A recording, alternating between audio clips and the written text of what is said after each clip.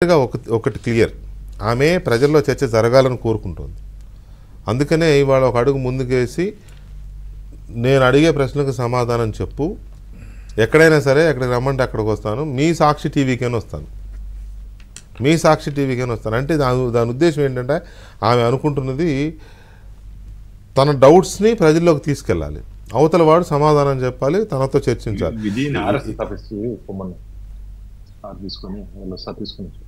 ఏ స్థాయి వ్యక్తి అయినా సరే నాతో చర్చ జరగాలి, ప్రజలకు వెళ్ళాలి అనేది ఆమె కోరుకుంటోంది.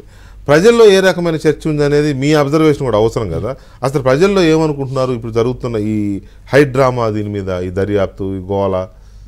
వెంకటకృష్ణ గారు 2019 మార్చి 15వ తేదీన హత్య జరిగిన తర్వాత ఈరోజు శ్రీమతి షర్మిలా గారు కావచ్చు, సునీత గారు కావచ్చు, రెండు విషయాలు క్లారిటీ ఇచ్చారు.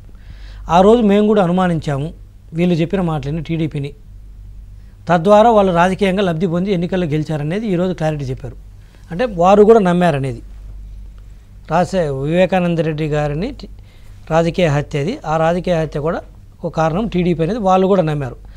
ఆ రోజు ఆడకూతుర్లు వారు నమ్మబట్టే జగన్మోహన్ రెడ్డి గారికి అంత బెనిఫిట్ వచ్చింది. అవినాష్ రెడ్డి గారు చెప్పారను, లేదా జగన్మోహన్ రెడ్డి గారు వచ్చేసి తర్వాత రిమాండ్ రిపోర్ట్లు ఛార్జ్షీట్లు రాశారు, చూసారా ఎలా గొడ్డలతో నరికారు, ఎలా కమౌండ్ మీద ఆనిచ్చారు, అదంతా ముందే చెప్పాడు ఈయన మధ్యాహ్నం 3 గంటలకి. ఎప్పుడో సంవత్సరంన్నర తర్వాత ఛార్జ్షీట్లు రాసేది, హత్య జరిగిన రోజు మధ్యాహ్నం 3 గంటలకు జగన్మోహన్ రెడ్డి గారు చెప్పేశారు యాజ్ ఇట్ ఈజ్గా. ఎన్ని దప్పలు ఉన్నాయో కూడా చెప్పాడు. వారు చెప్పినట్టుగా ఛార్జ్షీట్లు వచ్చింది. అంటే జరిగింది కళ్ళారన్నా చూసి ఉండాలి, లేదా అలానే చేయమని చెప్పి ఉండాలి వారు. లేదా అంత పక్కాగా సిబిఐ వాళ్ళు ఛార్జ్షీట్లు ఎట్లా రాస్తారు, లేదా మీరన్నా సిబిఐ ఛార్జ్షీట్ రాపించారా? సో ఇన్స్పైట్ ఇవన్నీ కూడా కాకుండా ఆ రోజు శ్రీమతి విజయలక్ష్మి గారు, సునీత గారు, షర్మిల గారు బయటకు వచ్చి మా మరిదిని చంపారు, మా భర్తను చంపారు, శ్రీమతి విజయలక్ష్మి గారు మా మామగారిని చంపారు అని చెప్పారు. తర్వాత వీరు కూడా మా నాన్నని చంపారు బాధపడితే ఆ రోజు కన్నీరు పెట్టుకుంటే ఎవరికైనా బాధ కలుగుతుంది, నమ్మారు ఆ రోజు.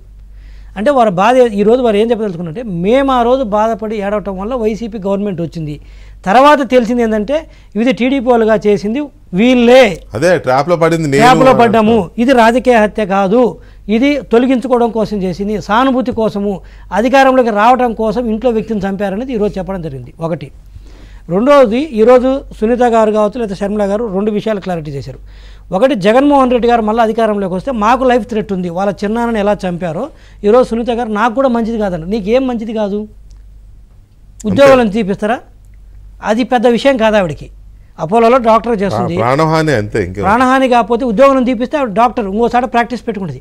ఒకవేళ అలా చేసేవాళ్ళు ఉంటే ఇప్పుడే చేసేవాళ్ళు. అంటే వాడు భయపడేది ఏంటంటే మళ్ళీ అధికారంలోకి వస్తే వైసీపీ వాళ్ళు ఏం చెప్పుకుంటారంటే వివేకానంద రెడ్డి గారిని చంపింది మేము కాదు, అందుకే ప్రజలు మాకు పట్టం కట్టారు, అది నమ్మినట్టయితే ఓడిపోయే వాళ్ళం కదా, గెలిచాం కాబట్టి ఆ హత్య మేము చేయలేదు అని ముందు ఒక కలరింగ్ ఇచ్చి తర్వాత ఈవెన్ చంపుతారనేది వారి భయం. అంతే కదా. ఇప్పుడు రాజకీయాల్లో ఎలా ఉంటుందంటే విక్రమ్ గారికి తెలుసు, మ్యాండేట్ ప్రజలు ఒకసారి భయము అనుమానం ఎందుకంటే పోరాడుతున్నాను కాబట్టి. రాజకీయాలు ఎలా ఉంటుందంటే వెంకటేశ్వర గారు, ఇప్పుడు కోర్టుల్లో కూడా సాక్ష్యాలు ఉంటే చెల్లుతాయి, అవును, ఓపెన్గా బయట ఏం జరిగినా కూడా. అదేవిధంగా రాజకీయాల్లో కూడా ప్రజలు మ్యాండేట్ ఇచ్చారంటే చాలా వరకు తప్పులు కవర్ అయిపోతాయి, రేపు అది చెప్పాలనేది వాళ్ళ ఉద్దేశం. రెండోది, శ్రీమతి షర్మిల గారు కూడా చెప్పింది ఏంటంటే, జగన్మోహన్ రెడ్డి గారు ముఖ్యమంత్రి కాకముందు వరకు నా అన్న,